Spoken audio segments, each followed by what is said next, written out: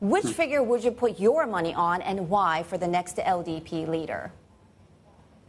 Well, that's kind of a dangerous proposition right now because I've been making calls all day long and I'm getting a lot of blank stares and a lot of long pauses when I ask who is next. I think one of the front runners we've talked about is former Defense Minister Ishida.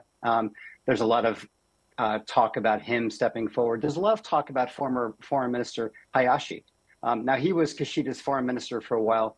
Kishida actually fired him in one of his cabinet shakeups. One of the reasons why people felt he was fired was because he was probably the most talented and photogenic of the officials. And so I think in many ways, people worried that Kishida saw him as a rival and wanted to set him aside. There's also current Economic Security Minister Takeuchi, who might throw her hat into the ring to become Japan's first female prime minister. If I sat here and told you any of these officials at the moment was a front runner, I'd be lying. So it will be a really fascinating couple of months here in Japan. And I think the most common experience for journalists and political wonks here is canceling vacations. I understand that the ruling LDP as well as its coalition together, they have very powerful positions right now. But could this development challenge that in any way and give the main opposition a little bit of a wiggle room there?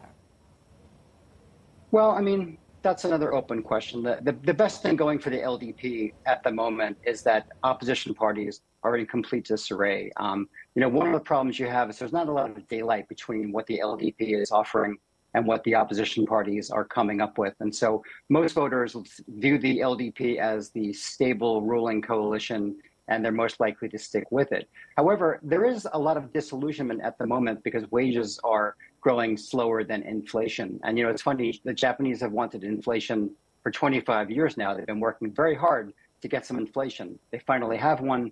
They're not liking it because it's kind of the bad inflation. It's inflation that's being imported from overseas on an undervalued currency. And so, in many ways, I think Prime Minister Kishida, I see this as this kind of Joe Biden moment, if you will, where he's kind of looked around and made the adult decision of realizing that an election is coming up. My party is in some ways on the ropes, and let me make the best decision for the country and for the party and allow them to come up with a new face to run this election with. William, I wanted to ask you and pick up on what you've just said there. I suppose, what do you put this decision down to? Because in the press conference, he seemed to be really talking about the political slush fund scandal that happened back in November. But we did speak to some guests earlier today that suggest that it's more the economy. What do you think?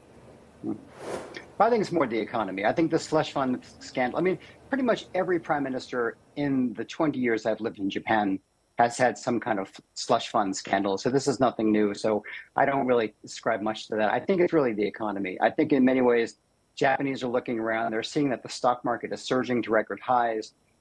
They're seeing Japan's experiencing this incredible tourism boom, and wages here are not rising very much. Inflation is rising faster.